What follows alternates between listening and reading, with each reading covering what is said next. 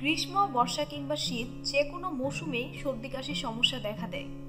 এ সময় মাথা ব্যথা, বুকে কফ জমে যাওয়া, কাশি, শ্বাসকষ্ট প্রতিদিনের ব্যাপার হয়ে দাঁড়ায়।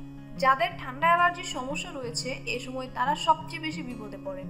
কেউ ছোট সমস্যা ভেবে একে উপেক্ষাও করেন, কিন্তু এটা ঠিক নয়। কেউ আবার সমস্যা এড়াতে ওষুধ সেবন করে থাকেন। এরপর আবার বর্তমান পরিস্থিতিতে করোনা ভাইরাস সারা দেশের আতঙ্ক। এই ভাইরাসের লক্ষণ হিসেবে বলা হয়েছে মাথা ব্যথা, বুকে কফ জমে যাওয়া, কাশি, শ্বাসকষ্ট, জ্বরের মতো বিষয়গুলো। এই জন্য এই সমস্যাগুলো হলেই অনেকে ভয় পেয়ে যায়।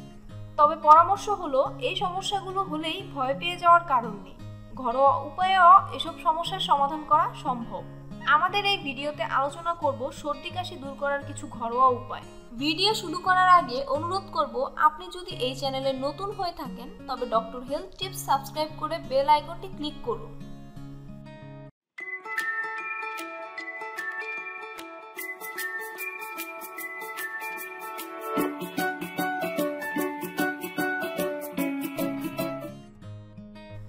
দুধ ও হলুদ। দুধ যে কোনো বয়সের জন্যই সমান উপকারী। 1 গ্লাস গরম দুধের মধ্যে 1 চা চামচ হলুদ গুঁড়ো মিশিয়ে পান করুন।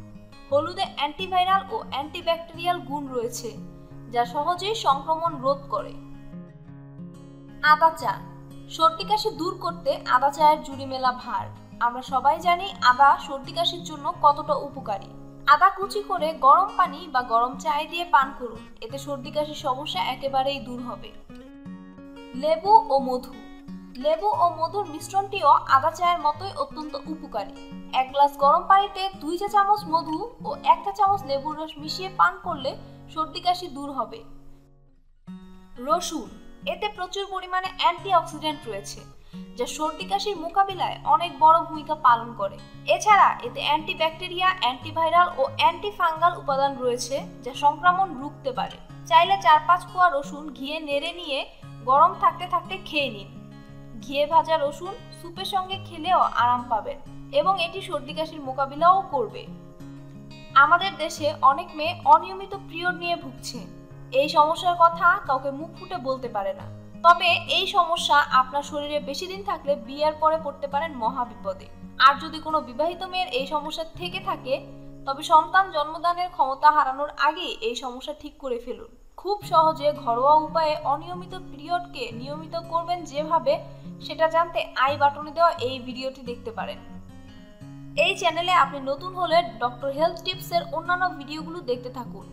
আমাদের চ্যানেলের ভিডিও আপলোড হওয়া মাত্র দেখতে চাইলে সাবস্ক্রাইব বাটনে ক্লিক করে পাশে থাকা বেল আইকনটিকে ক্লিক করে রাখুন। ভিডিওটি ভালো লাগলে লাইক দিন।